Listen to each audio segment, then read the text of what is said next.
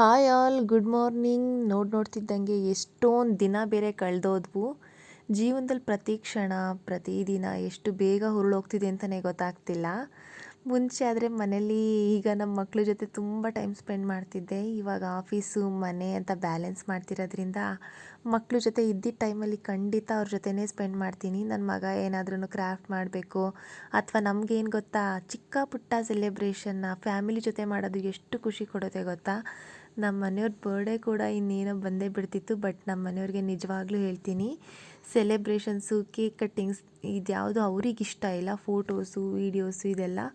But ನನ್ನ ಮಗನಿಗೆ ಒಂದು ಆಸೆ, ಅಂದರೆ ನಮ್ಮ ಪಪ್ಪನ ಬರ್ಡೇಗೆ ಏನಾದ್ರು ಮಾಡಿಕೊಡ್ಬೇಕು ಅಂತ.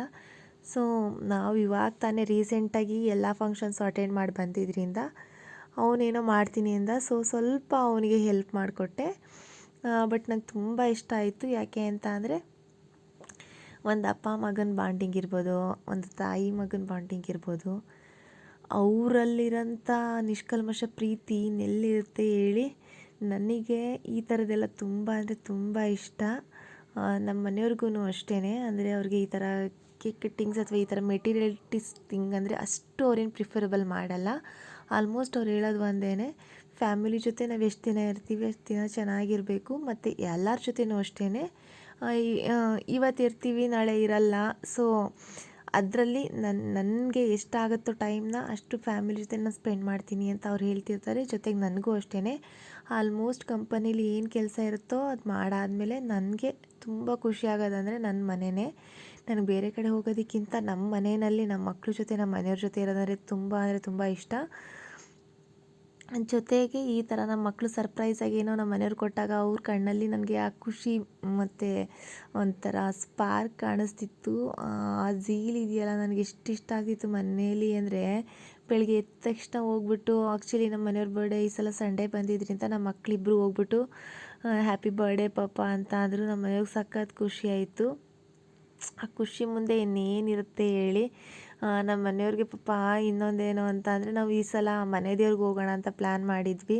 ಸ್ಯಾಟರ್ಡೆ ಸಂಡೇ ಹೇಗಿದ್ರು ನನಗೂ ಆಫ್ ಇತ್ತು, ಮತ್ತು ನಮ್ಮ ಊರಿಗೆ ಹೋಗಿದ್ದು ಪೂಜೆ ಮಾಡಿಸ್ಕೊಂಬರೋಣ ಅಂತ.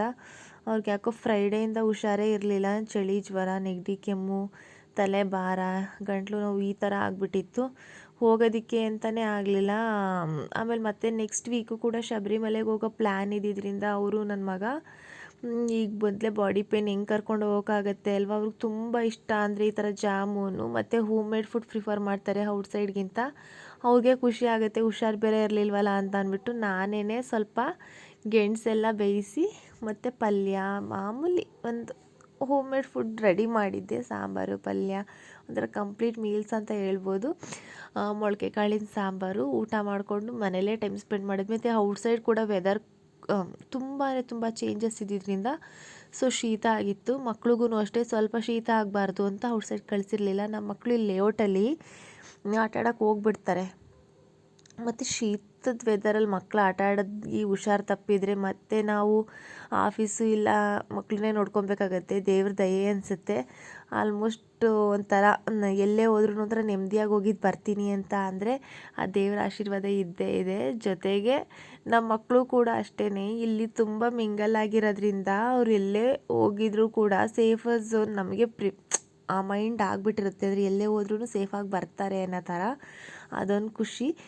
ಮತ್ತು ಪೂಜೆ ಮಾಡಬೇಕಿತ್ತಲ್ಲ, ಬೆಳಿಗ್ಗೆ ಸಂಡೇ ಆಗಿದ್ದರಿಂದ ಸಂಜೆ ಪೂಜೆ ಮಾಡೋದಕ್ಕೆ ಅಂತೆಲ್ಲ ರೆಡಿ ಮಾಡ್ಕೊಂಡಿದ್ವಿ.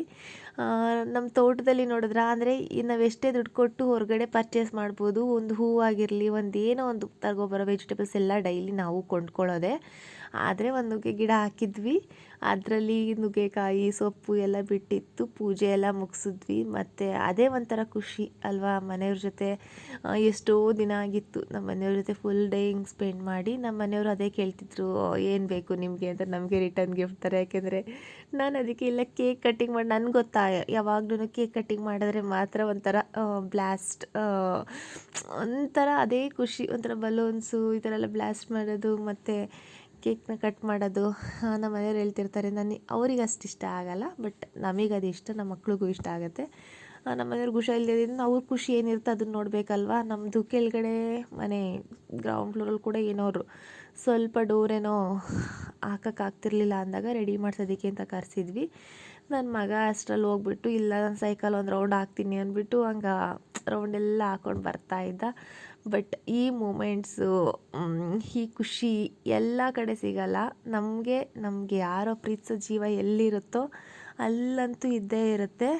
ಒನ್ಸ್ ಅಗೇನ್ ಹ್ಯಾಪಿ ಬರ್ಡೇ ಹನಿ. ನನಗೆ ಯಾವಾಗಲೂ ನನ್ನ ಲೈಫಲ್ಲಿ ಪ್ರತಿ ಕ್ಷಣನೂ ನಮ್ಮ ಮನೆಯವ್ರ ಜೊತೆಗೇ ಹೆಜ್ಜೆ ಇಡೋದಕ್ಕೆ ಇಷ್ಟಪಡ್ತೀನಿ. ನಿಮಗೇನು ಅನ್ನಿಸ್ತು? ಇಷ್ಟ ಆದರೆ ಒಂದು ಲೈಕ್ ಮಾಡಿ, ಓಕೆನಾ?